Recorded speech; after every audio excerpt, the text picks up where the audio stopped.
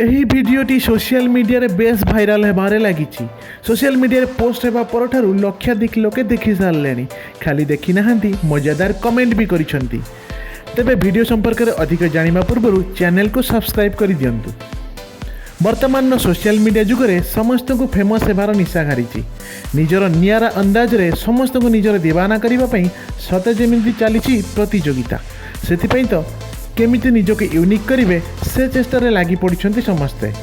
ହେଲେ ସେହି ଭିତରେ ଏମିତି କିଛି ଘଟଣା ଘଟିଯାଉଛି ଯାହାକି ଲୋକଙ୍କ ପାଇଁ ବେଶ୍ ଆମୋଦପୂର୍ଣ୍ଣ ହୋଇଯାଉଛି। ଅତି ନିକଟରେ ଜଣେ ଯୁବତୀଙ୍କ ଏକ ଭିଡ଼ିଓ ଭାଇରାଲ ହୋଇଛି, ଯେଉଁଥିରେ ସେ ହିନ୍ଦୀ ଚଳଚ୍ଚିତ୍ରର ଲୋକପ୍ରିୟ ଦିଲବରା ଦିଲବରା ଗୀତରେ ଏକ ଗଳି ରାସ୍ତାରେ ନାଚୁଛନ୍ତି। ଆପଣ ଭାବୁଥିବେ କି ଏମିତି କ'ଣ ମଜାଦାର କଥା ରହିଛି ଏହି ଭିଡ଼ିଓରେ? ହେଲେ ମଜାଦାର କଥା ରହିଛି ଦର୍ଶକ ବନ୍ଧୁ, ଦେଖନ୍ତୁ ଭଲ କରି ଏହି ଭିଡ଼ିଓକୁ। ଆଉ ଯୁବତୀଙ୍କ ପଛରେ ନାଚୁଥିବା ଜଣେ ଅଟୋ ଚାଳକଙ୍କୁ, ଯୁବତୀଙ୍କୁ ଅନୁସରଣ କରି ନାଚୁଥିବା ଅଟୋ ଚାଳକଙ୍କ ଡ୍ୟାନ୍ସ ଷ୍ଟେପ୍ ନିଶ୍ଚୟ ଆପଣଙ୍କୁ ହସିବା ପାଇଁ ବାଧ୍ୟ କରିବ। ଯେତେବେଳେ ଯୁବତୀ ଜଣକ ଗଳିରେ ନାଚିବା ଆରମ୍ଭ କଲେ, ତାଙ୍କ ପଛରେ ଥିବା ଏହି ଅଟୋ ଚାଳକ ଜଣକ ତାଙ୍କୁ ଅନୁସରଣ କରି ନାଚିବା ପାଇଁ ଆରମ୍ଭ କଲେ। ହେଲେ ଏହି କଥାକୁ ଜାଣିପାରିନଥିଲେ ଯୁବତୀ ଜଣକ। ଆଉ ଅଟୋ ଚାଳକଙ୍କ ଏହି କପି ଡ୍ୟାନ୍ସ ଯୁବତୀଙ୍କ ନାଚକୁ ଫିକା ପକାଇ ଦେଇଥିଲା।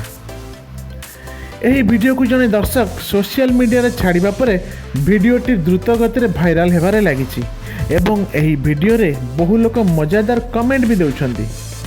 ଏମିତି ମଜାଦାର ଭିଡ଼ିଓ ଦେଖିବା ପାଇଁ ଆମ ଚ୍ୟାନେଲକୁ ସବସ୍କ୍ରାଇବ୍ କରିବା ସହିତ ଭିଡ଼ିଓକୁ ଲାଇକ୍ କରନ୍ତୁ ଓ ଅଟୋ ଚାଳକଙ୍କ ଏହି ଡ୍ୟାନ୍ସ କେମିତି ଲାଗିଲା କମେଣ୍ଟ କରି ଆମକୁ ଜଣାନ୍ତୁ।